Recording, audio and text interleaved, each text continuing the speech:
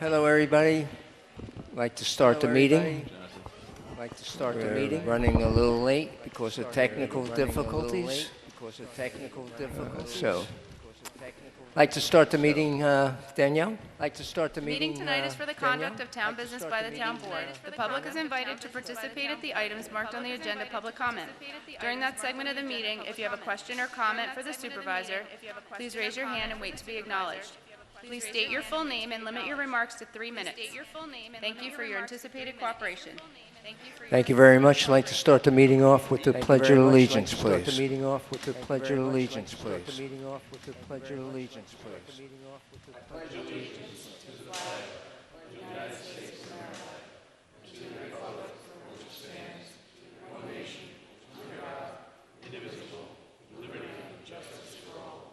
Please remain standing for a moment of silence for all our brave men and women fighting all over the world for democracy and freedom, especially for our first responders.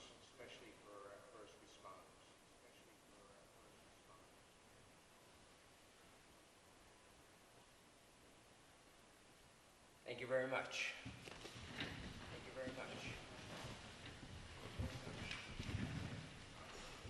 Okay, first up is we have a public hearing, local law of the year 2019, amending the zoning map of the town of Marlborough to change the zoning district designation of 34 Dock Road, tax parcel number 103.1-3-29, from the R district to the C1 district. Could I have that map? C1 district.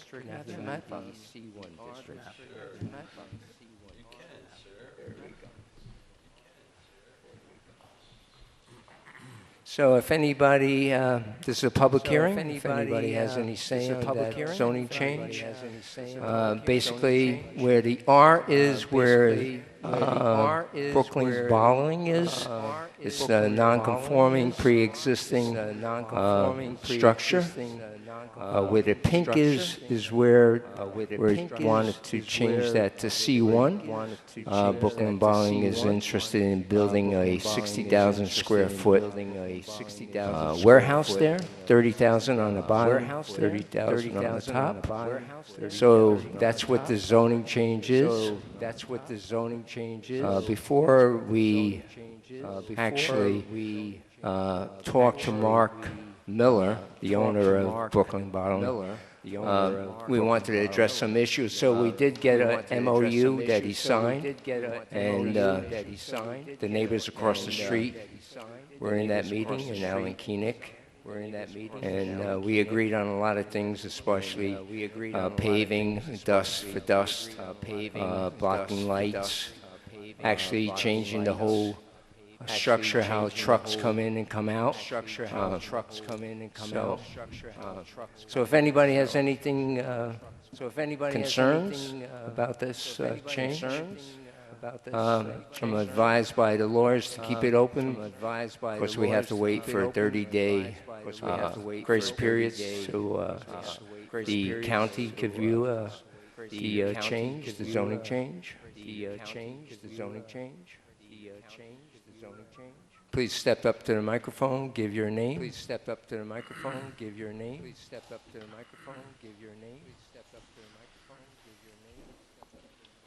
evening. Mickey Simonovsky from Marlborough. So this is all the property that Brooklyn Bottling presently owns, and that's the only part of that's the only parcel that's going to be extended into the. So, in order for us to change to C1, they connect to C1, which it goes down to Main Street. Otherwise, it would be spot zoning. So they do own that parcel. I don't know if you're familiar, Mickey, with the parcel. There's a house to the north of that. They're going to knock that house down and talking to Mr. Miller and his representatives. The trucks from St. James are going to come, going around, and back where the R is, where the bottling plant is. Basically, C1 only allows for storage, so they'll be storing their cans there. So instead of going all the way to Marlborough and getting the cans and then coming all the way back, this makes a better business sense, where they could actually run full-blown at the three different shifts that they have. I just wanted to make sure, it does not extend down to St. James Church property. It's only the property contained within. That's correct, within, Mickey. That's the correct. property contained That's correct, within. Mickey. Well, it'll be great when all the traffic is rerouted and that becomes a better. Will they still have their tractor trailers parked along? This is up for review, so once they come in front of the planning board, the review is open for the whole site, so I'm sure that the planning board will address a lot of the issues that are there now. But that would come after the zoning change. It'll come after the zoning change. They can't go any place without the zoning change. Gotcha. Thank you. You're welcome. Thank you. You're welcome. Mr. Dovich, you had a question? Mr. Dovich, you had a question? You're welcome, sir. James, step up to the microphone, please.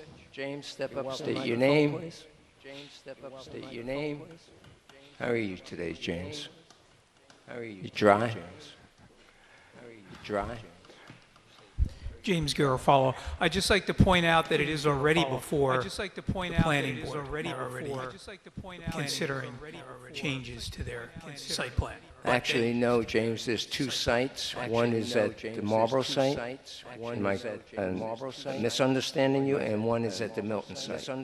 Right now, in front of the planning board is the Marlborough site, the extension of the Marlborough warehouse. Okay, so this is a different site. This is a different one. Okay, thank you. You're welcome. This is a different one. Okay, thank you. You're welcome. This is a different one. Okay, thank you. You're welcome. Okay, anybody else in this huge crowd? Anybody else in this huge crowd? We're going to leave the public hearing open until we hear from the county. And then once we hear from the county, we'll close it. I'm sure there won't be any problems. Thank you very much. So we'll move ahead with the agenda. A motion to approve agenda. I'd like to add to the agenda, in lieu of what's happening with the police cars, the discussion on vehicles for the police department with Chief Kokoza.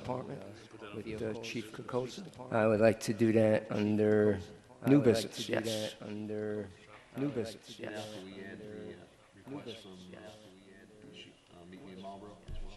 Sure. So I have a motion to add the new business with the chief and the cars, and also new business with Meet Me in Marlborough. I need a second. All in favor? Opposed? None being said, so moved. Motion to approve minutes from the July 8, 2019 Town Board meeting.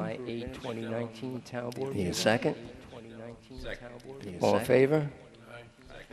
All in favor? Opposed? So moved.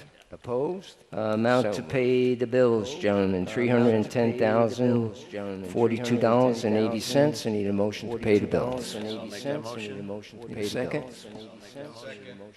All in favor? Opposed? None being said.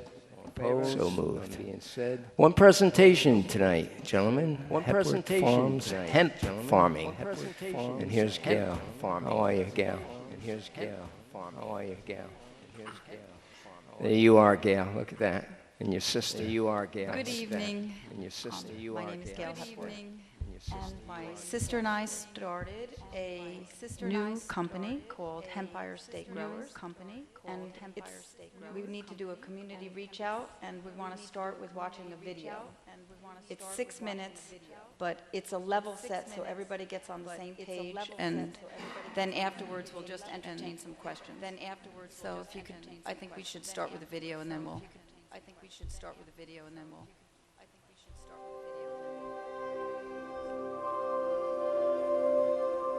Just look at the landscape. If the present trend continues, we're going to see farmers go out of business. We don't want that. It's happening right in front of us. The new dawn of agriculture is upon us.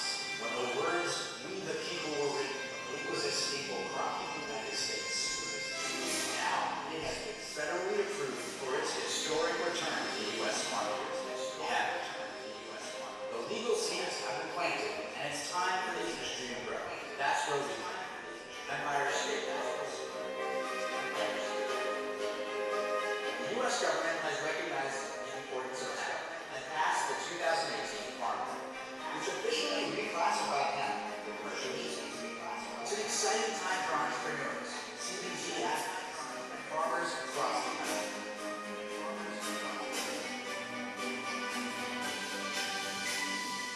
We at Empire State Growers are an agricultural cooperative, building a network of your local Hudson Valley farmers who will work together to produce a world-class organic product. We see the new industry as an opportunity to ensure the economic viability of the farm strategy and contribute to strengthening our local economy. If you want farms to thrive in New York and have that be a part of our economic viability and sustainability package, which it is in many different ways, we're going to have to support it. If we don't do that, we're going to have a decline in this. So, why? The U.S. hemp industry brought in $1.1 billion in profits in 2018, and that is expected to double by 2022. Many farms in New York are facing a serious uphill battle and are under real threat of going out of business. This is the oil market is expected to grow 700% by 2020. So the Hudson Valley farms are looking at an opportunity to support economic benefits to the industry. Hemp is a unique and versatile plant. As one of the fastest growing crops, it can be used for paper, clothing, textiles, paint, fuel, food, and a myriad of other usages which make it hugely valuable for farmers. Anything that can reinvigorate the industry and help farmers become, stay viable and become more viable is going to be huge, not just for the farmers, but for the entire industry. The variety of industrial hemp that we are growing is for the production of CBD. You've probably seen the CBD products popping up on the shelves of your local supermarket, pharmacies, and shopping malls, promoting the health benefits of CBD. At Empire State Growers, we are focused on the cultivation of CBD hemp because its production is well suited to the landscape of Hudson Valley. Hudson Valley is a great growing region, close to New York. We have an unbelievable skill set of farmers. It's also a crop that's many small and medium family-run farms can include in their current operations, which allows them to continue growing fruits and vegetables. This little plant can be integrated into all of these different farm scenarios, benefiting each and every one of them. I was only brought up to be diversified and do what we do. The longer I do it's the same goes. So we spent more of our resources to grow a variety of things. This is just one more thing. Unlike other crops, which produce revenue when they are shipped off for sale, our hemp growers will be able to share profits at all stages of the plant's cultivation. Number one, the plant itself, which can be sold for processing. Number two, the crude oil extracted from it. Number three, the final extraction to obtain the CBD oil. Our farmers can choose how long they're involved in the process and which stage of production will receive profits. From the growing to the sales, there's a lot that happens in between there, and we want to be a part of the whole thing. That's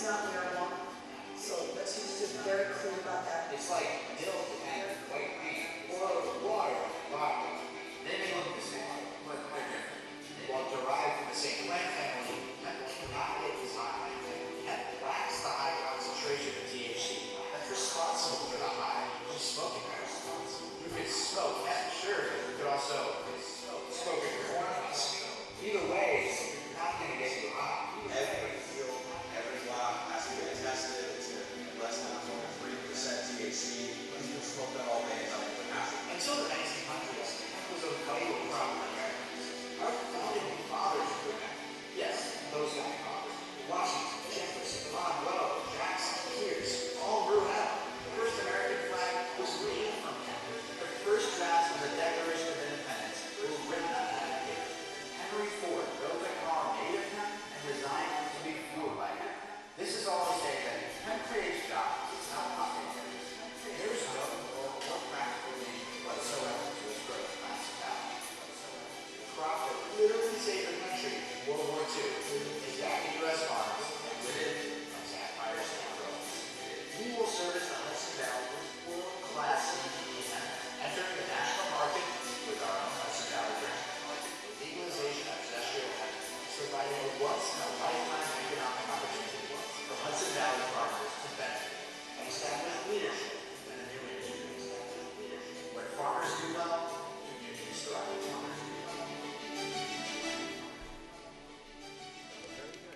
Did you like that? Yeah, very good. Well, it was a level set. So the level set was to make sure that everybody understands that this crop is not marijuana. So that's pretty clear. Everybody's on that page now. The little, and also what's important is that if you recognize and you want agriculture to be in the Hudson Valley and in Marlborough,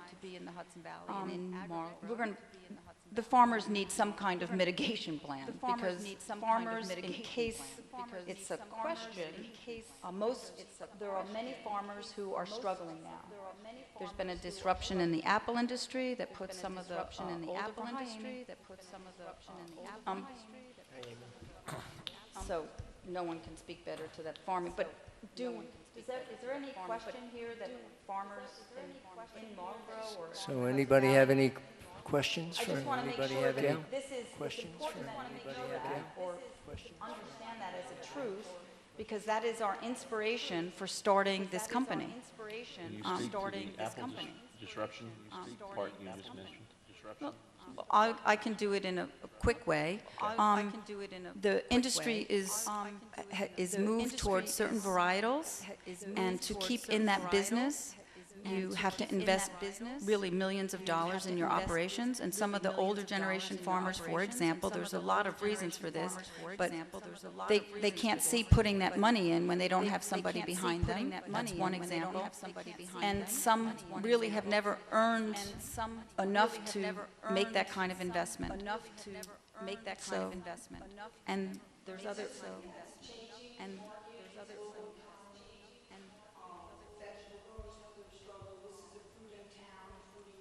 Come up so we can hear you. It's exactly that. The supermarkets reign, and if they choose 8 varieties and we planted 15, then everybody's in a big gamble. Which one are they going to choose? So you could have 100 acres in a variety that actually has the best characteristics, and in 2 years it's out of the game, and they just spent $40,000 an acre to put it in there. So there's so much risk out there.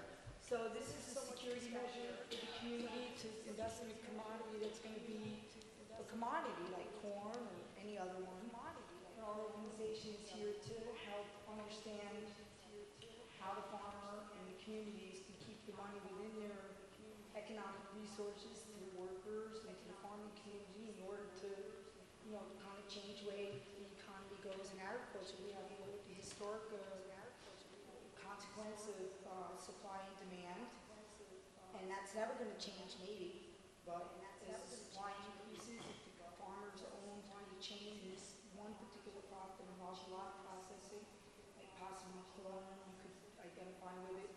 This crop is going to just grow, as Glenn said, but what would I focus on here? Because, what I feel is awesome.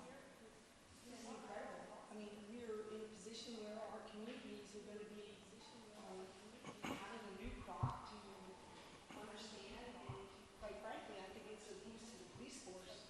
I want everybody to hear you, so if you could get by the microphone. I just want to, So- come closer.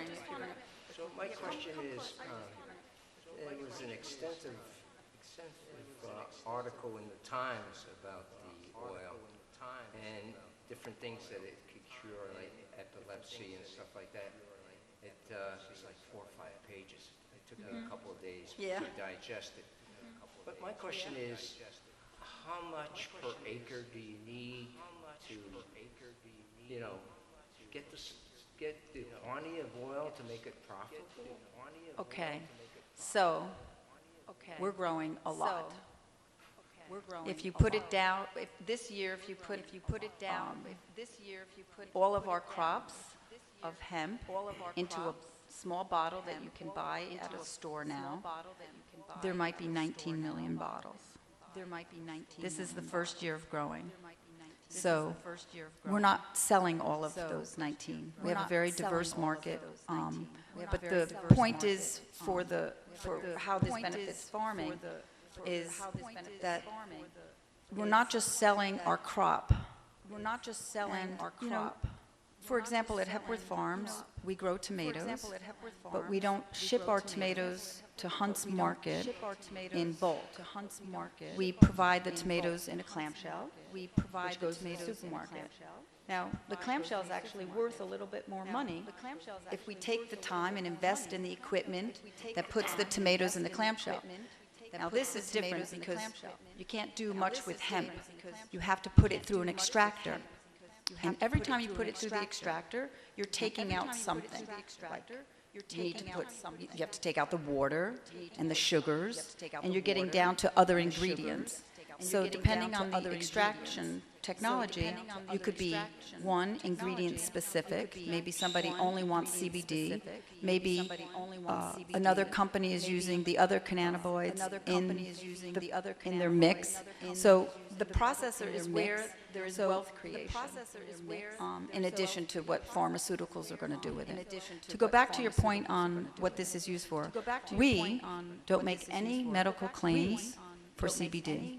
There's a lot of information out there, and the FDA is not settled, and they're not settled because they just haven't done their work yet.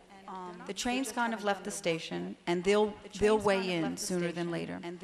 The reason it got even a hiccup, oddly, was because of the one pharmaceutical product that was passed through the FDA for epilepsy.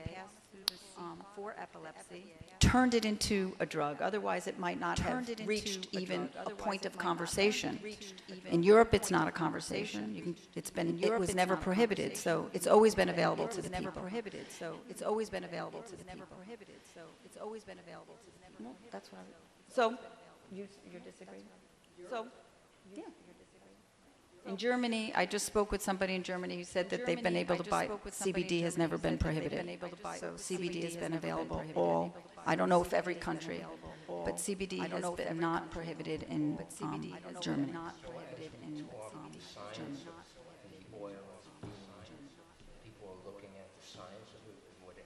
Oh yeah, look, hey. Oh yeah, look, it's, I don't know which report you can look at, but the growth is really big. So you can imagine what that means. This is America.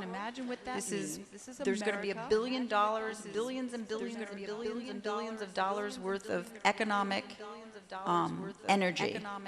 So you can be sure that I had a meeting on Friday, and Bayer and Monsanto, whatever, what is it? Monsanto are very interested in this. They're already starting to gene splice because it's going to be a product that, so there's a lot of, all pharmaceuticals are into it, cosmetics are into it, Coca-Cola's into it.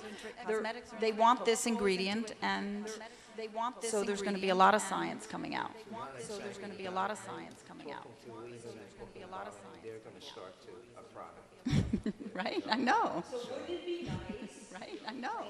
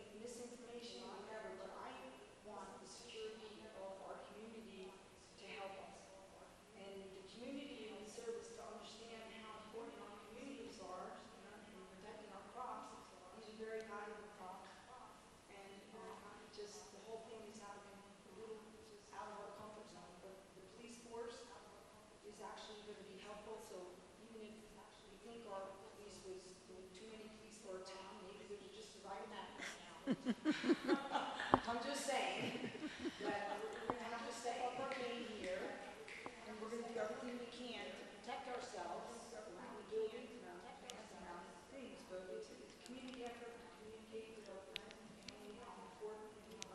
That's one reason why we're here. That's one reason why we're here. That's one reason why we're here. Stay in business and thrive and buy cars and go on vacation, eat at restaurants and do things that most people in the world can do. There's a lot of our farmers that don't actually get to do that. And there's a lot of farm workers that don't actually get to buy their house. So we think that this model can really help turn around a lot of things. But we're going to need law enforcement, cooperation, and real stepping up the game.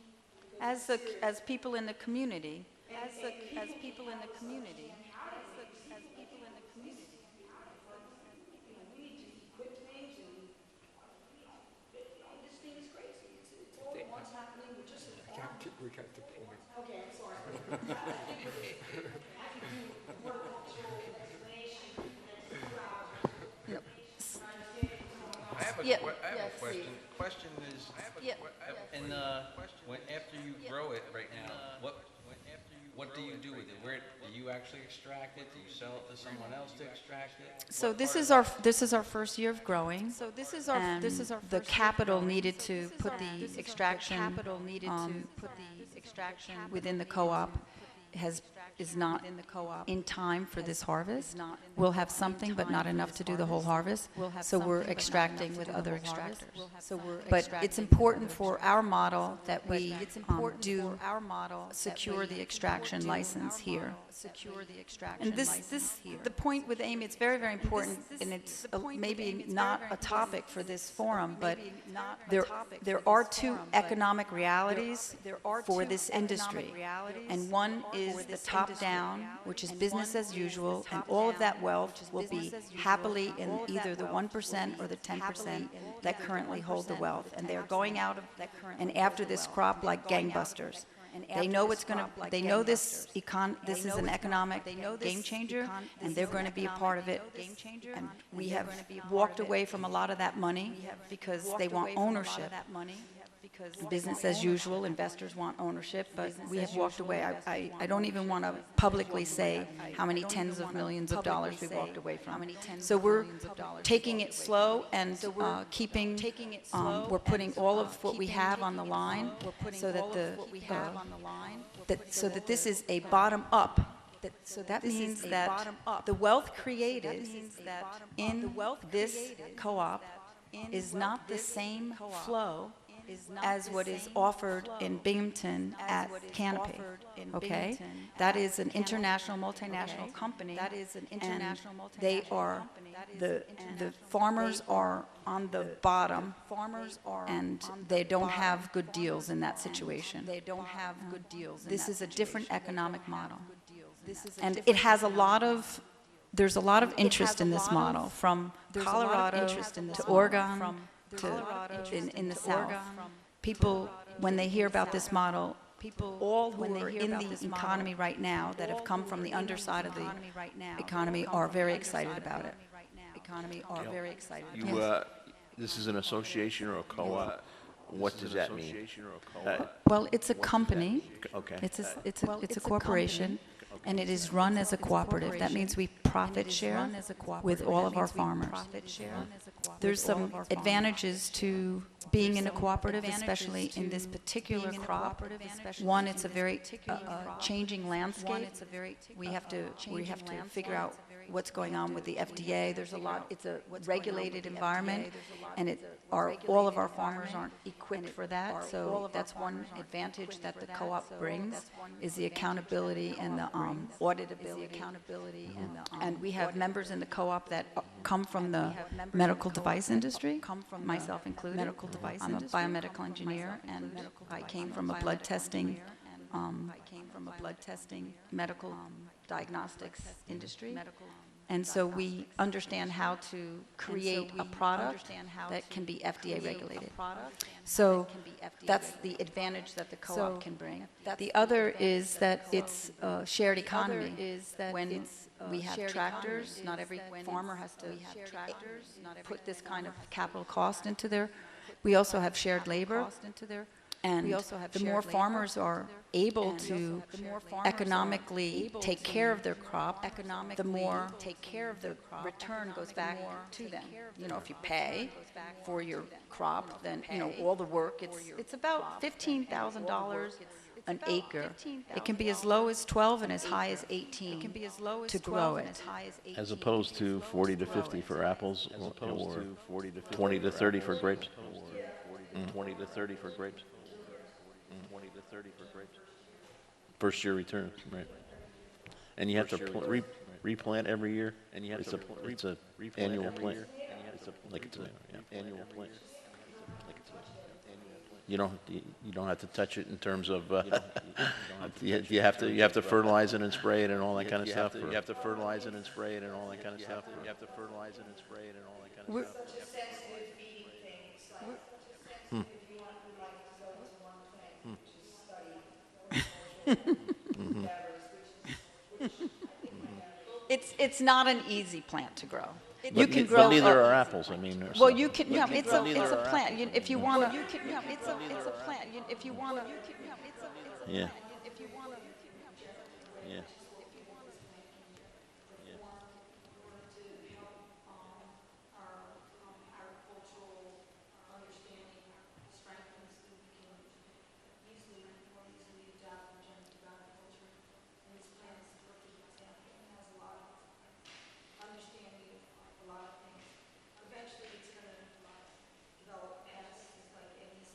Sure. Yep. Sure. Yep.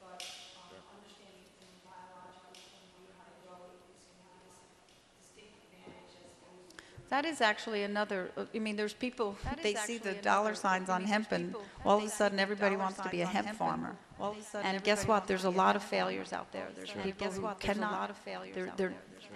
In the last few years, there are mostly failures this crop. So that's one of the other advantages that we have in the co-op with the number of farmers that are participating and following them, the number of farmers who are interested. We haven't actually, in Amy's vast network of farmers, there's very few that are not encouraged, aren't encouraging, and eventually would like to be a part of it. I know you mentioned that incredible skill set in your video in terms of farmers in this area. Yeah. And I totally agree with that. I mean, world class. Totally agree. You guys are among them. So that's a huge point. That's a huge point. One of the things we found that was really exciting is that a lot of the younger generations of older farmers stepped up to the plate to come and help and watch and be part of their parents' farm as it grew. Some of them were interested before, but a lot of them are way more interested now, and they're interested in this crop, and that was really exciting to see that. And It did motivate us. It motivated us, it motivated their parents, and How do you harvest it? Okay, I want to get back to that, but before I forget about that, I just want to be really clear that we are doing this to keep agriculture, to keep the growing of fruits and vegetables happening. I know it said it in there, but in the co-op right now, of the growers who are growing, that represents 8,000 acres of farmland that is contributing to the agricultural economy. And that's just in the first set of farmers who are in the co-op. And there is 2,500 years of farming experience through the generations from these sets of farmers. So I just wanted to say that the inspiration is to keep those farmers farming and to encourage the younger generation to be on board. But we don't intend for there to be 8,000 acres of hemp. We're intending to keep all of our agricultural production, with some exceptions, where they are, to keep growing what we're all growing. We all want to keep growing what we're growing. We want to grow tomatoes. And you were going to say, I'm sorry? How do you harvest it? We have two How do you lanes harvest for it? harvesting right now. One is hand-picked, and the other is mechanical. So on the lands that are, that have been growing field crops, they lend itself to mechanical harvesting.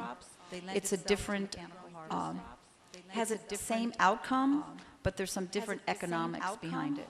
It has lower labor costs, but it also has a lower price point in the market because it's not just the flour part. So they run differently economically, but actually at the end, they're very similar because from this plant, you're going to get CBD. So how much CBD do you get from each plant? So it's basically, so there's two lanes of harvesting now. And there's after, oh, by the way, one kind of funny thing that everybody should know about, because it's going to be interesting here around end of September and early October, is the plants, this very fragrant plant. I'm not sure everybody's ever smelled marijuana, but it smells very much like it. And we are going to be trucking it from the farms to the dryers. So we want to be in discussion with, that's what Amy keeps saying about the law enforcement, is because it's a valuable crop. It's worthless to somebody who doesn't have an extractor.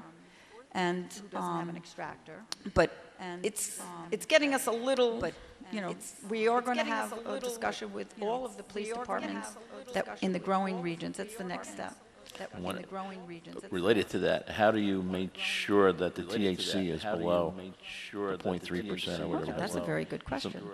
So it's genetics first, and it's growing second.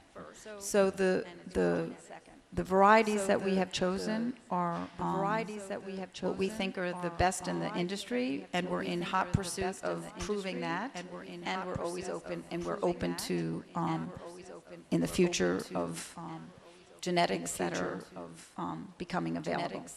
So, and we're going to secure those genetics to make sure that we grow a plant that is very high in CBD and very low in THC. Does somebody come and test it? Oh, yeah. Okay. Somebody come It and is, test it? oh, yeah. So this plant got legal at the end of 2018 with a federal, it is federally legal throughout the whole United States. But the bill that passed this, the Farm Bill in 2018, it passed, I think, in the end of November, delegated the regulations to the states. And some states were already in advance of the federal government, like Colorado and Oregon. And then there were states that hit the road running. I mean, it became legal in end of November, and New York State opened up the licensing in the month of December. It was closed, and then Schumer and Cuomo got on the TV and announced a $160 million thing out in Binghamton, and Cornell University is the land grant university that put the most emphasis on it. And here we are, New York State, surprise, surprise, is all of a sudden in the top 10, probably maybe third or fourth in terms of interest. There's a lot of interest in New York State and the Hudson Valley when it comes to CBD.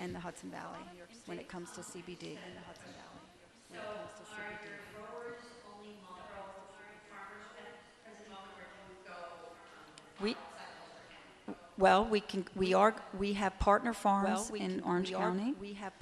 Lawrence Farms is in Orange County, and we have two participating farmers in Florida, in the Black Dirt. And they have their own license, so it's a little bit different. It's not the same exact of who's growing in this area. Modena is a lot of crops in Modena.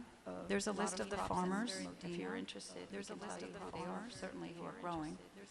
And on the website, I encourage you, they're all listed, actually. And some of the farms, all of the farms, with the exception of a very few, are closed to the public. We do not allow anyone on Hepworth Farms. It was closed before this, and it's going to remain closed to the public. And there are some farms, like Lawrence Farms, Minards, Du Bois, and Clark, that are open to the public.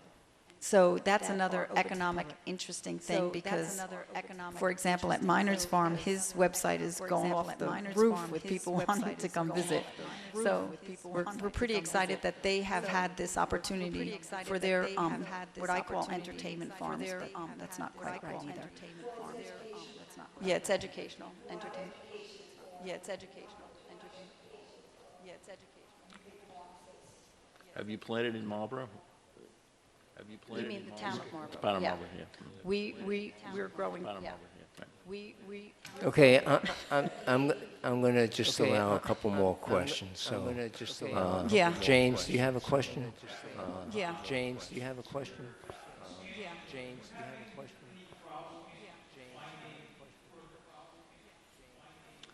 Farmers always have problems finding workers. Farmers always have problems. This is no different than what we deal with every single day. No different than what we deal with. I mean, we have a robust H-2A program. And H-2A program. We're going to probably beef that up. And we have farm workers. And it's always a challenge for every farm. To have farm workers. It's a great subject. You don't want to go in there with me. You don't want to go in there. Assemblyman Jonathan, do you have anything to say about what the last passing of the bill, the hemp law? The passing of the bill, the hemp law.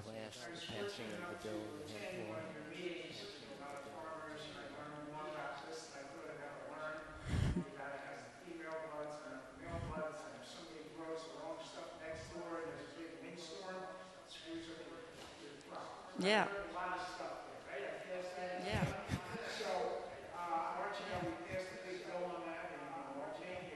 Thank you. Thank you.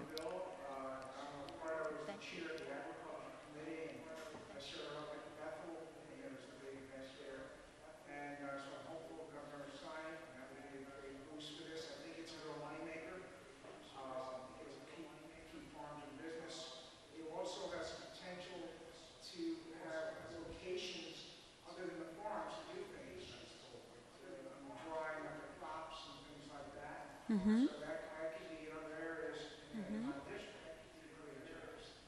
So I'm very happy and enthusiastically supporting this. I know you have been. Thank you very much. It's awesome. I know you have been. Thank you very much. It's awesome. I know you have been. Thank you very much. It's awesome. Thank you, Jonathan.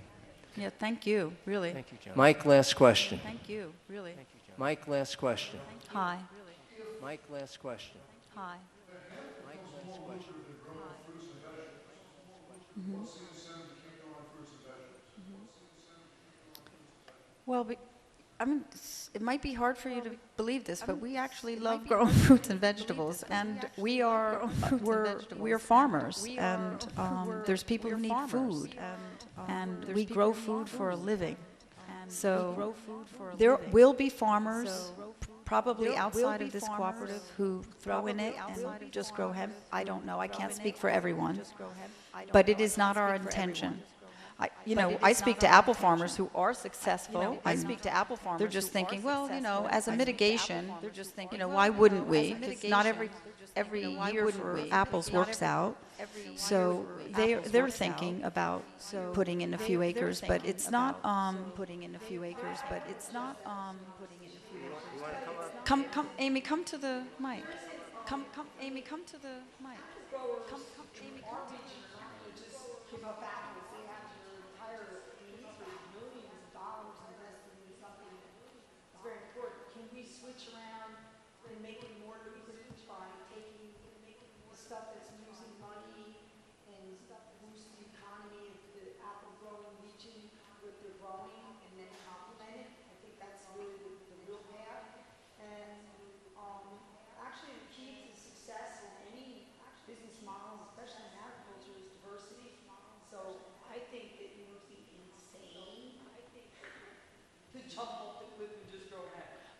gotta tell you. I don't know why anybody would do that. I gotta tell you. Survival taking a year. Okay. So what I'm saying is, Okay. certainly, it's not gonna happen in our property because it's part of being in the property is to maintain your, ecological, economical diversity in crops. Because we're actually farmers, like you said, that is really, growing food cannot be underestimated how important it is. I mean, this is critical to the And obviously, farmers aren't doing it for money. We do it because it's our livelihood. I want to share with you a story, though. So in February, I'm in California at a conference, and it's surprisingly, most of the attendees were, unbeknownst to me, investors. And one of the presenters were who came from the financial industry, is building a company and saying how vertical integration is going to be really important. Of course, he was talking about the vertical integration where it's the large companies that are going to be, and he says, farmers. And he says, do not know how to do. They farm. Do not know how to do. So, and he was very, condescending because there wasn't any farmers in the audience, and I was listening. And I'm saying, well, he's right, because our farmers really just want to farm, and they're not going to be in the extractor thing. But then move on to the next conversation. And I'm talking and negotiating around a processor and understanding processing technology. And the man said, look, and who owns a processor technology and wants to be that processor for our community. So he says, look, you get in this, and you do it for 5 years, and you get the hell out. Do it for 5 because the price is going to go right down to nothing. It's going to be, you think onions was bad. Wait till you try hemp in 5 years. It's going to be like corn or onions. It's going to be, it's not going to be, it's going to be corn or onions. So I said, wow, it's not going to be, it's going to be. Here's this guy telling me to just do it, get rich, and get out of there. So I'm just saying that we are securing this futuristically by we're not going to be indentured farmers in the Hudson Valley. We're too strong. We're not indentured farmers, and there's a lot of indentured farmers now signing up to this big industry where it's going to be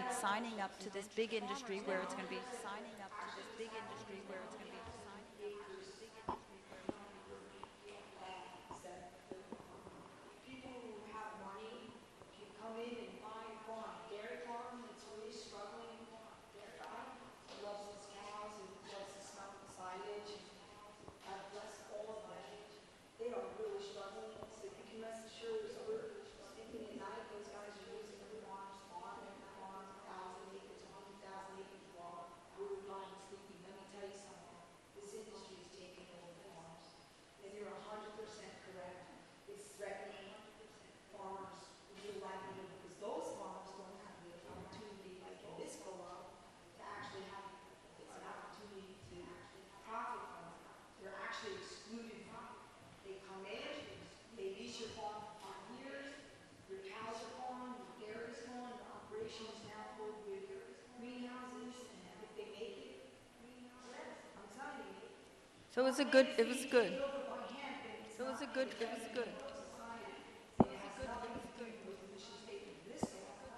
I'll tell you right now, worldwide, we don't have a problem with farmhouse. I'm moving over this one problem. So that's why we're here to educate.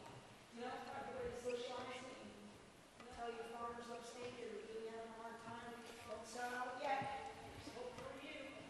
It's pretty hard out there for those guys. Those dairy farmers and the ones that don't eat 2,000 guys.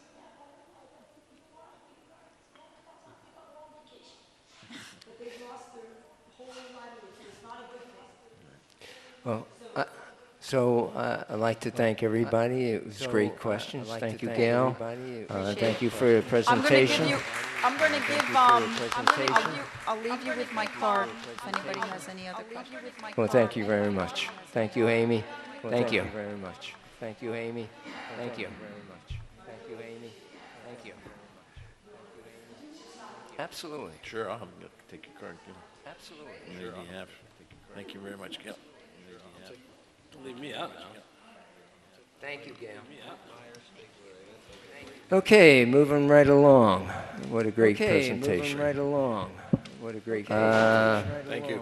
Comments on the agenda? Any comments on the agenda? Comments on the agenda? Any comments on the agenda? Okay, on new business. Chief, you want to talk about the car situation? You want to talk about the car situation? You want to talk about the car situation?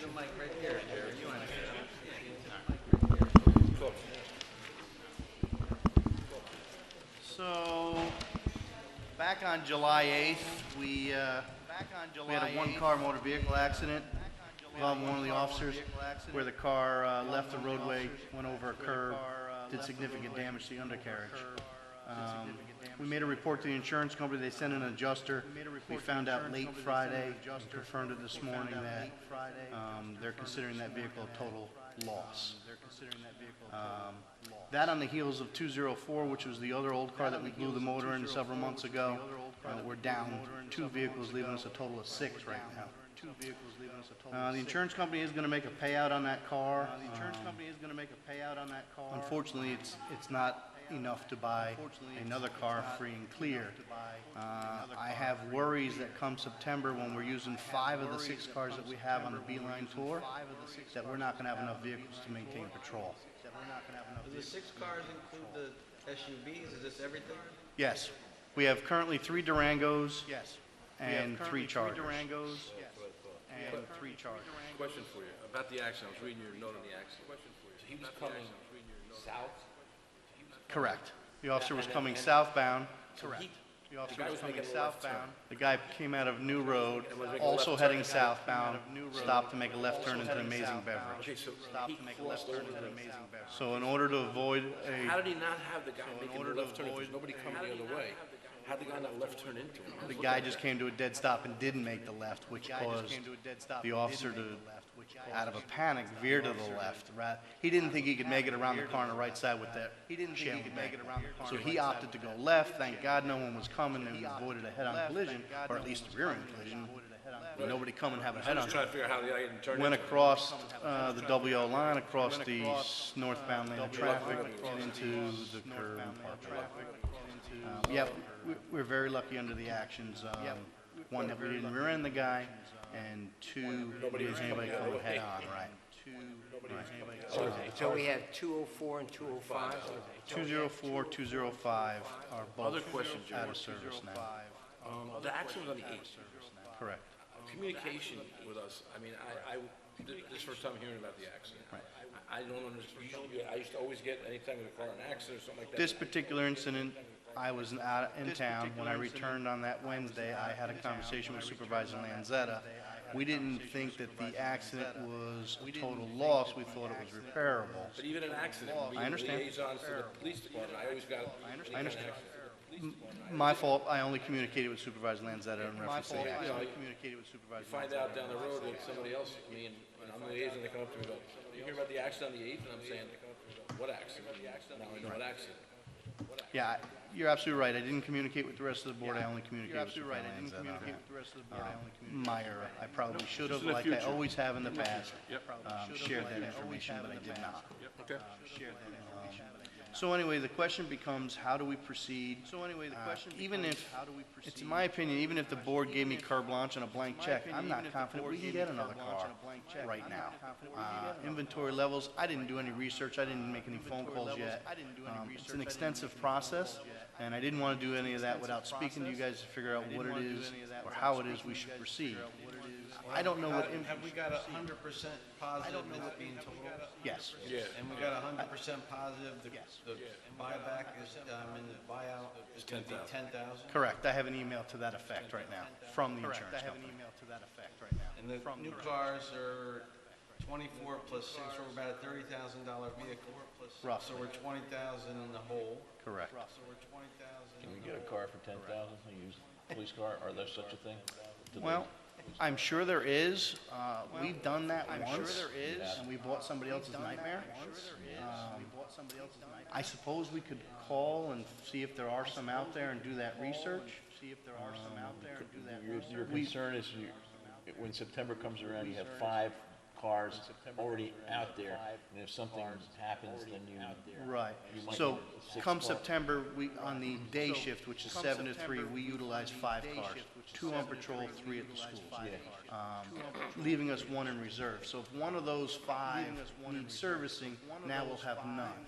The biggest problem is court transportation, evidence transportation, and the usage of grant money. Without the additional cars, I know as you guys put it, cars sit in the parking lot. Without having the availability of those cars, those functions don't happen. And That's why I was thinking a used car that could let us limp through the rest of the year for $10,000, not impacting our budget might be a solution.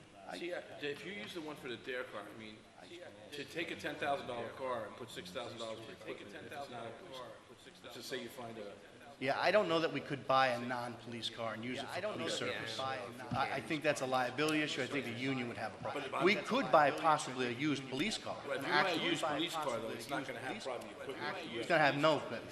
Right. So you're Well, gonna have to still put very another- little probably. You're gonna still have to put another $4,000. 4 to 6,000 for the equipment, depending on what we could reuse. Now, part of the issue is, unless we bought an older police car, the equipment, much like the cage, the console's not gonna work because every year since 13 has been a new body change. 204 is what year? 2014. So they're both 14. Correct. And the dare car is included in this? No. So the dare car is separate, right? Correct. No. And the dare car is used for the school use when we, For Kurt, when he teaches there and he goes to school for the admin purposes. It doesn't get parked at one of the schools with the SROs, no. but they don't, SROs can't use the dare car? Sure we could. We could pull the dare car out. It's, Does that have like all the stuff? other than it's bright orange, absolutely. No, I Yeah. Other than it's bright orange, absolutely. No, we could absolutely repurpose the dare car for the purpose of one of the SROs taking it to school, freeing up one of I'm the just other saying, just to cars. get us to the end of the year. And what about we still haven't heard anything back on our Senator Larkin's grant money that we No, supposedly last time I got? checked, they told me it could take up to a year, if not longer, right? And it's in appropriations, I think they called it. Appropriation. I'm very aware it's Okay. going to take a year. It takes a year. So Yeah. you start at the beginning of the year, so we might get it around budget time, which is still not gonna help. Basically, you took it in What September, about your October, car, November. Jerry? Well, here's another option. What about your car? Something I was thinking about later this afternoon. We can retrofit my car and put it in service. It would basically be the cost of putting some of the lights out of this old car. Plus, we'd have to buy a cage and a console for a 2017 Charger and put that vehicle in service as a patrol car. It could happen. Could we use the 10,000 to help us do that, or could we use the 10,000? Oh, absolutely. There's no You're gonna restrictions have on to use it. it, Yeah. Yeah, I mean, I'm thinking, I mean, I can get estimates, but I'm thinking, anywhere between 3,000 and 5,000 to outfit my car. Because it has some lights already, it has radios already. It would just need a cage, center console, and the computer mounted in it. 17 or 18? Mine's a 17. 17. Yeah. And other than that, it's a real police car. It's an actual 14's police not package car. compatible? What's that? The 14's not compatible? With the 17, no.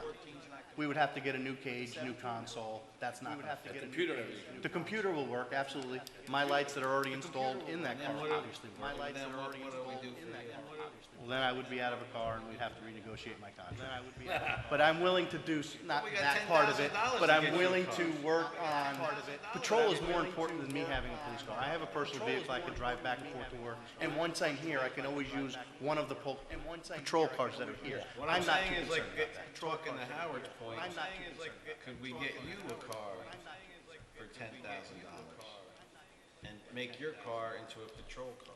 I don't see, he's willing to use that his car for a patrol car. It'd be 4 And months. and use the dare car also, which will get us right where we want to be Trying to at the get through the budget end of the time. year. His contract says he has to do.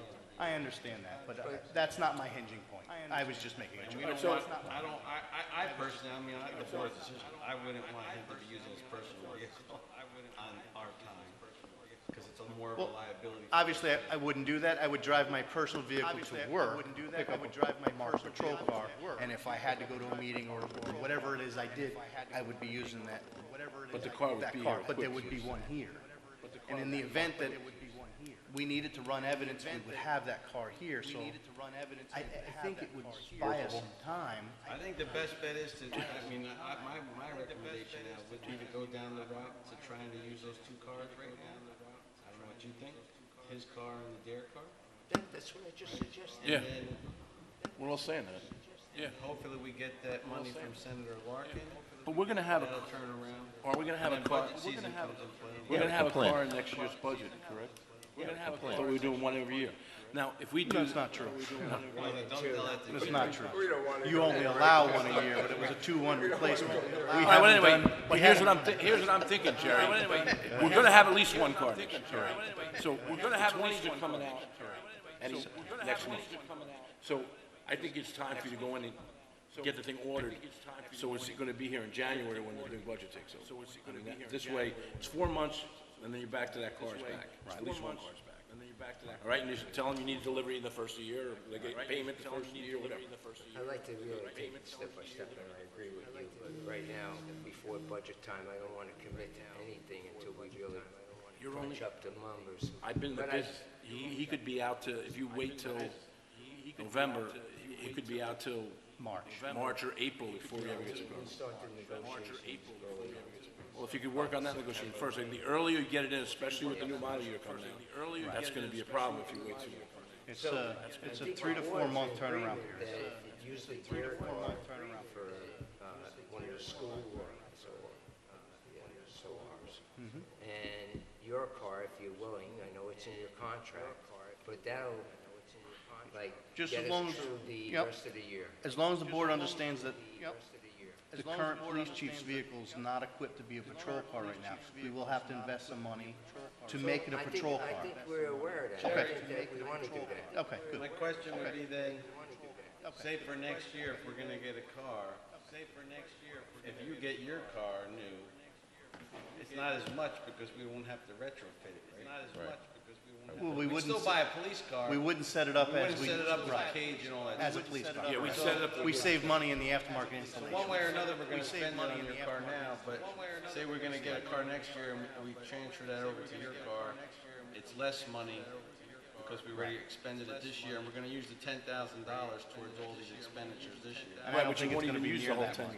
So you have to get you a new car for 25,000. I have direction, yes. So next year you get the first electric police car. I'm good with that. My commute is tremendous. So. I know, you're right up the road. A Tesla would be awesome in this. Put a in our plug in department. right out. Talk about fast cars, they are fast. Talk about fast cars. I have direction. Thank you. Thank you. Thank you. I have direction. Thank you. Thank you. Talk about meet me in Marlborough. Yes, so the request from Sheila, I met her Saturday, was apparently she's been approached by Sawyer Savings to work together with Meet Me in Marlborough and the town of Lloyd to have a joint Bounty Fest at our park, and she wondered if that was okay. And secondly, I think, you know, she might like some help from the town. I know we have a little bit of money in there for the Bounty Fest, $400, I believe, there for the Bounty Fest. There are traffic, there are police costs associated with it. She wondered if we could, yeah, did it cover it at all? Did it cover it at all? You can ask Jerry right now. They, Jared, do you know what the traffic coverage is for the Bounty Fest? Coverage is for the We Bounty haven't Fest? been doing traffic for it. It's been so small. I think in years past, it's been less than 300 people. Okay. She mentioned a figure of $600 it cost. She mentioned a Well, figure when of we did $600 traffic, it yes, cost. it was an 8-hour day. Okay. So maybe her information is old. So Okay. The third thing she asked for, of course, and is, and I know we've discussed this before, you have your thing here, where you do the hamburgers and hot dogs and all that sort of thing. She would like to combine that with the Bounty Fest. Now, I know there's reasons why you don't want to do that probably. So just say what So, just say. the idea behind our community day was that we give back to the community members themselves. We provide the hamburgers, the hot dogs, the ice cream, and all the good things that we give away. The Bounty Fest is more of a sales pitch. People come in and they sell their product. That defeats the purpose of our community day of giving back to the public if they have to come in and want a basket of apples and have to pay for it, or want honey and have to pay for it. Also puts them at a disadvantage because you're giving away free stuff. Puts them at a This is true, they're disadvantage not because gonna you're pay giving for away stuff free when stuff. they get the Okay. general stuff That's, for free. that's what, okay, that's all I wanted to know. Part- Okay, keep it okay, separate. that's all I wanted to know. Was that idea. Now, I have, That's all I wanted to know. I find it hard to believe that the people who participate in the Bounty Fest would come in and be willing to give their product away, but if they wanted to come into our community day with a Bounty Fest and provide their product to the public for free as part of the give back, I am more than happy to combine the events. Can I go there? But two different scopes and purposes. Right. But two different scopes and purposes. Right. We've gone over it every year, but they're two different events, I believe. That's my opinion. Right, I had to bring it up because I said I would, so, okay. I had There to was bring it up one because I other said I brief would, mention so, of okay. possibly combining a Town of Lloyd Community Day with our Community Day. I don't know if any of you guys heard any of that. That came from Sheila. I think this is part of that. I think this is it. I Right. think this is The that, only- this is the request, The and only that, problem that I found with that this is the request, Town of and Lloyd's that, not coming down here for this is the request. their and that- Community Day. We're certainly not gonna go to the Town of Lloyd. This is a Hudson Valley Bounty Fest Day. This is a Hudson Valley Bounty Fest. It doesn't have Marlborough or Lloyd in it. It doesn't have Marlborough or Lloyd in I'm it. okay with Sawyer Bank and I am too, it seems. I think that's great when, I am too, it seems. you know, I am too, it seems. an industry like Sawyer Bank wants to get involved and is They'll plan it. for a lot of stuff. I'm okay with that. They'll plan it. We've been giving the Meet Me in Marlborough folks $400, either maybe not for police, but for a bouncy house or whatever. Whatever they need to use it for, right. We do help her out, Whatever they need to use it for, but we give right. $400. They actually get 700 because we don't charge them for the. Yes. Well, I don't think we should be charging for the work. I don't think we should be charging for the work. Well, yeah, that, I won't even mention that, but, yeah, that, so, okay, I will get back to her, well, I'll see what feedback I get. I will get back to her, well, I'll see what feedback I get. But basically, I'm telling her, sure, it's a great idea. But basically, I'm telling her, sure, it's a great idea. But basically, I'm telling her, yeah, Another thing I want to bring up on the police department, we're having, Howard and I as liaisons to the police department, are having a meeting with, Chief's going to be meeting with us, the two members from their union, and also their union rep, on August 5th at 12 o'clock. 12 o'clock, yeah. So just so it's no surprise. 12 o'clock. They want to go over scheduling, that's why I made sure that the police chief. Want to go over Is it scheduling. the same old? I told them if it has anything to do with the contract, we're not discussing it. If it has anything to do with the contract, we're not discussing it. I had Just for some, the board. I had some conversation with Sergeant Pascal and just want to touch base with the police liaison committee, not so much about anything that's been going on in contracts, but where the union believes that the department should be heading and some ideas that they have in terms of how we should all get there. Sounds familiar. But Ed made it crystal clear, and so did Justin, that there will be no conversation about anything that's been negotiated or has been on negotiation table. That's what was told to me. That's what I told Mr. Molinelli came to me and let me know. How can it not be? No, they're talking about He current, agrees it's- the only thing you're talking about is current situation. That's it. And we're fine. Thank you for letting us know. I appreciate that. We'll see. I mean, I hope it's not the same old, If it is, we're just Beat gonna, that it's just to done. death. If it is, we're done. I told them that. I said, don't waste your time. I told them, don't waste your time. If it's gonna be about it's gonna be, about what's going on in negotiations, we're walking out because we talked to Scott or Al about that. It's not us. Okay. We talked to Scott or Al about All right, let's go to workshop topics. You got anything to say about that? Removal of tires from transfer station. We accomplished the first trailer truck load of them. We had 3 days last week, the 3 hottest days in the history of mankind. We had 2 guys from the Ulster County Sheriff's Office, prison, I guess. two great guys that helped us. It was a terrible, messy, dirty job. So they're going to pick up the trailer on Wednesday, and they are willing to talk to us about another trailer load, and we'll have to negotiate the time for that with the work detail guy. Probably not until September because he has a lot of requests. So our only concern, the tires are very dirty and rocky and messy, and I'm not sure that they're going to be pleased when they open the door and see the condition of the tires. So I don't know. We'll have to see. We'll know Wednesday.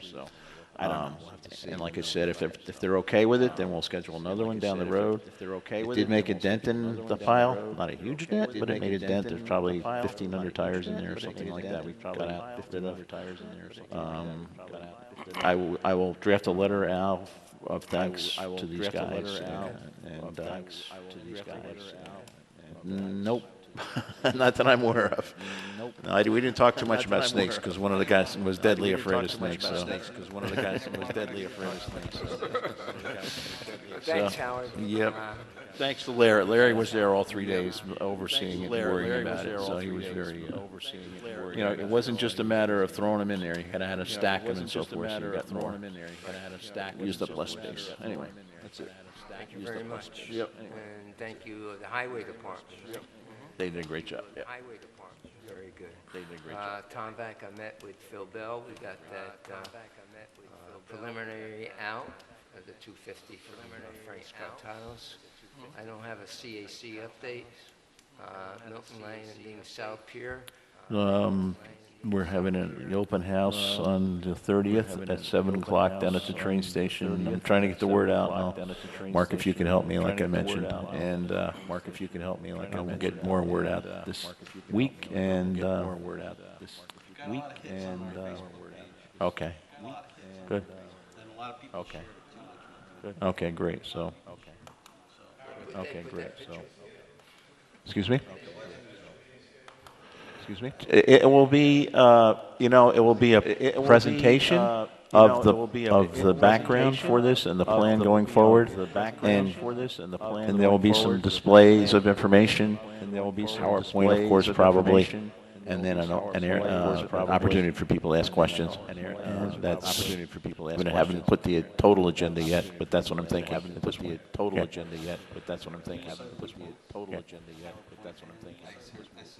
Yeah. I hate to make it an IBM presentation. I hate to make it an IBM presentation. Not really. So, it's moving forward. Thank you, And Howard. there has been some work done by Tig and Bond, and I don't understand it fully, so I'm not going to try to explain it. But they've been doing some soundings of the pier as it currently stands to see if they can really get the pilings down as far as they want, that sort of thing. So Okay. And just a reminder, the 5th of August will be the special meeting for the Milton Landing Pier Bond Resolution. Correspondence.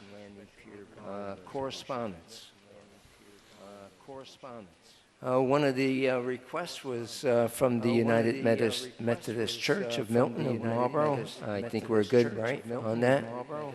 And that's for September the 8th from 9 a.m. to 3 p.m. The board okay with that? yes. The board okay with that? Yes. Okay with that?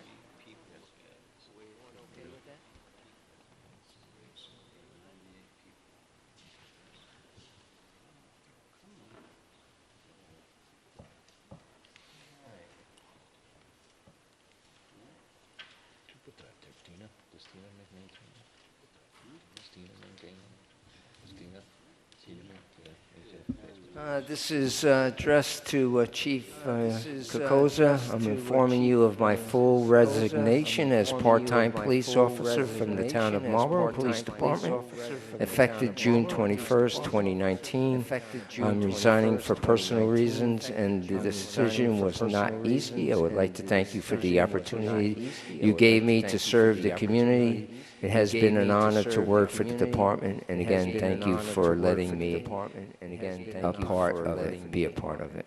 And this is surprising, Mr. Hogenkamp. This is surprising, Mr. Hogenkamp. Hate to see him go. Greg Hogenkamp. Greg Hogenkamp. So very soon I'll be approaching the liaison committee for an interview of a girl by the name of Michelle Yeager. She is interviewed with us and is very willing to become the new SRO in the school, as well as cover patrol. So we'll be making those arrangements for that interview to happen and hopefully a recommendation to the board on the August 12th meeting, I think. Did we interview her before? You haven't yet, no. Did we interview her before? Okay, do we know her? Have we? You do not. Okay, Well, I okay. don't. Do we know her? She's from Dutchess County, I don't think. Okay. We interviewed a young woman for an SRO. Yeah, but she year or two. left. We hired Oh, her. yeah, that but was, she left. We hired her. Yeah, she was here for a couple. Yeah, That's because okay, she okay. rated high in her all her because tests and she stuff rated like that. high in her what happened. Tests and stuff like that. Yeah, what happened. This is what happened. We're doing well. No problem. We're doing well. So, and then we have another letter of resignation. Dear Chief Gerard Kokoza, please accept this letter as a formal notice of my resignation as part-time police officer at Marlborough Police Department effective August the 1st, 2019. After hours of consideration, it is not possible for me to provide the fair amount of days that the department deserves due to necessity for me to obtain a full-time job. Thank you for the opportunity to work, learn, and grow as a police officer at the Town of Marlborough Police Department. I wish you and the rest of the department nothing but the best. And that's Evan Longnot? Evan Longnot? Reality smacked him in the face. He had to get a full-time job. Okay. That's the story behind that. Okay. No, he has to have a full-time. Okay. No, he has to have a full-time. So just a little correspondence from our attorney on the Tabor Place. Gail was in today, just briefly, or maybe he spent a couple hours. Of course, John and Gary are on vacation from the Highway Department, but he noticed a couple of spelling words that were spelled wrong. Actually, Tabor Place was on the map, Taber, and also Tabor. But I talked to the lawyer, and we're going to change it to Tabor Place. So that's one of the changes. And also, it's Albertson, not Albertson. The Albertson, Albertson.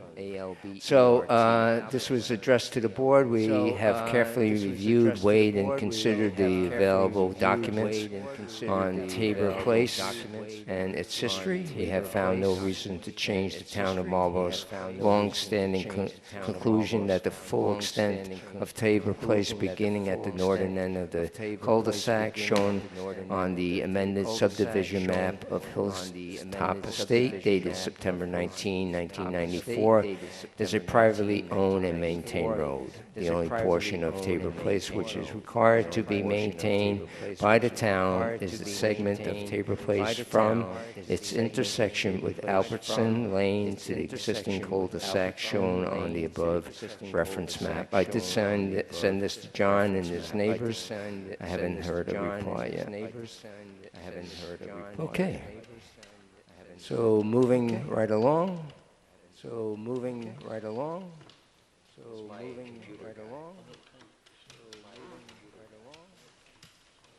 Public comments.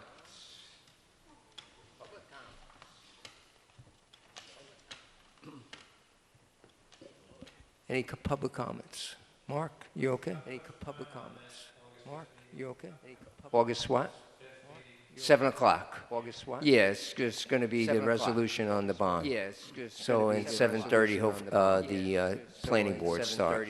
I don't know if they're going to have a meeting because there's some talk about a lot of people being on vacation. But in any case, it's going to just be that one thing on the agenda.